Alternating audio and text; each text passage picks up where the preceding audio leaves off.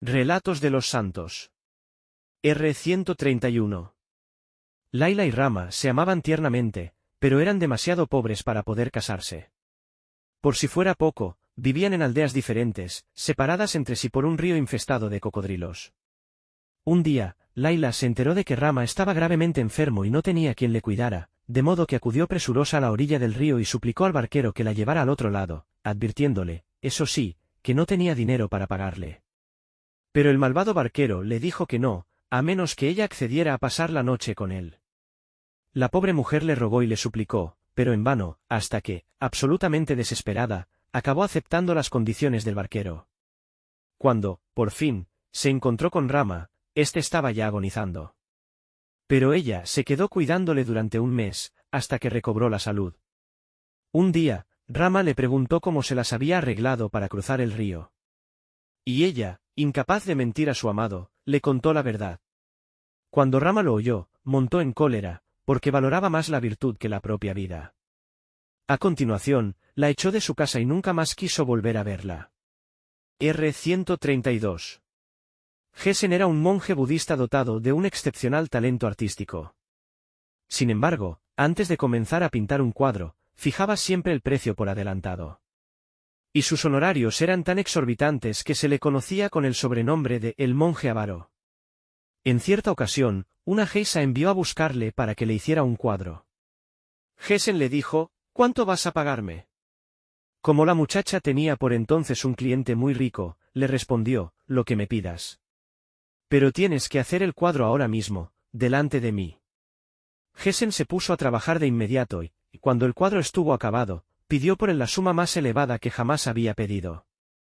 Cuando la geisa estaba dándole su dinero, le dijo a su cliente, se dice que este hombre es un monje, pero solo piensa en el dinero.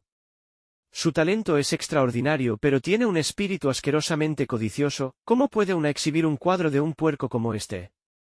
Su trabajo no vale más que mi ropa interior. Y, dicho esto, le arrojó unas enaguas y le dijo que pintara en ellas un cuadro. Gesen, como de costumbre, preguntó, ¿cuánto vas a pagarme? Ah, respondió la muchacha, lo que me pidas. Gesen fijó el precio, pintó el cuadro, se guardó sin reparos el dinero en el bolsillo y se fue. Muchos años más tarde, por pura casualidad, alguien averiguó la razón de la codicia de Gesen. Resulta que la provincia donde él vivía solía verse devastada por el hambre, y como los ricos no hacían nada por ayudar a los pobres, Gesen había construido en secreto unos graneros y los tenía llenos de grano para tales emergencias. Nadie sabía de dónde procedía el grano ni quién era el benefactor de la provincia.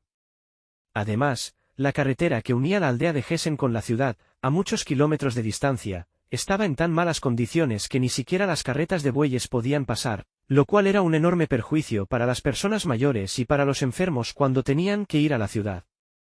De modo que Gesen había reparado la carretera. Y había una tercera razón, el maestro de Gesen siempre había deseado construir un templo para la meditación, pero nunca había podido hacerlo. Fue Gesen quien construyó dicho templo, en señal de agradecimiento a su venerado maestro.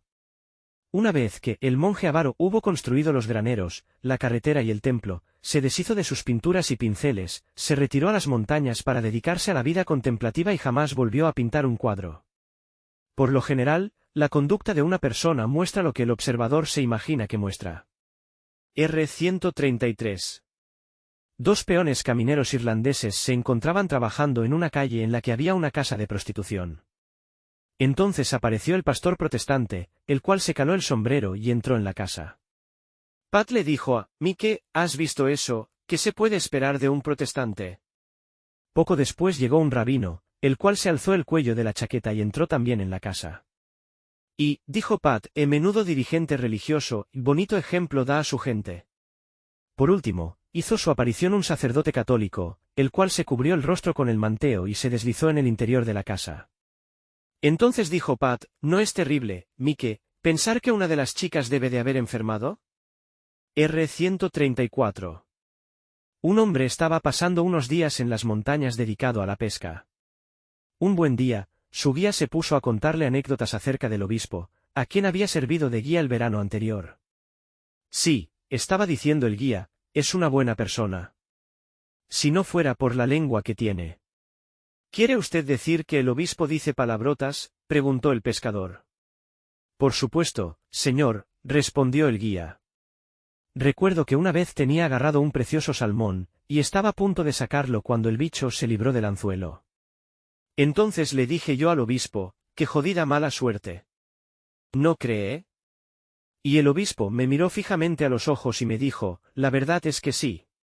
Pero aquella fue la única vez que le oí al obispo emplear semejante lenguaje.